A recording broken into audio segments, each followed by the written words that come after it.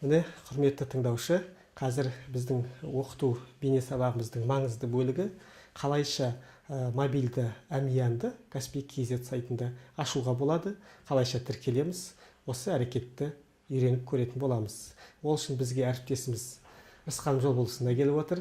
Рысқан Жолболсында қазір ұялы телефоны бар қолында. Ол ұялы телефон номеріне біз мобильді әмиянды тіркейміз. Осы ұялы телефонның көмегі көп қажет болады кейінірек. Жаңа айтылғандай әрекетті басынан бастаймыз. Қандай да бір браузерді ашамын. Браузердің адрестік жолына kaspi.kz сөзін тереміз. Енді мына жерде тіркелу батырмасын басамын. Тіркелу батырмасында біз байқасаңыздар манағы жолы тіркелген адам ретінде мен өтіп көрсеттім. Енді сіз алғаш рет Каспий KZ сайтында сіз алғаш ретсіз бе деген сұрақ бар. Иә, мен алғаш ретпін. Соттан біз қазір тіркелу батырмасына шертеміз. Ол үшін Рысқан Жолболсын, сіз телефон номеріңізді айтыңыз. Иә, бұл ұялы телефон номерлер қазіргі күнде ашық ақпарат деп санауымызға болады. Міне SMS-код ұялы телефонына қазір Рысқан Жолболсына түседі. Сол SMS-кодты айтсаңыз. 1232.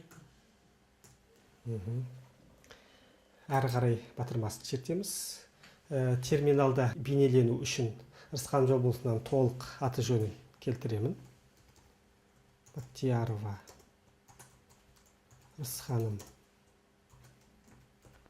Жолболсыновна. Туған күніңіз 3 маусым. 3, демек айыңыз маусым. Жылыңыз.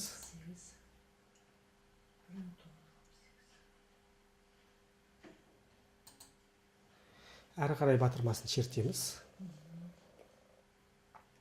Енді пароль ойлап табу керек. Кем дегенде 7 символдан болу керек. Мен қазір уақытша пароль қоямын. Рысқан Жолболсында сіз кабинетіңізге барған бойда ол уақытша парольді өзгертесіңіз.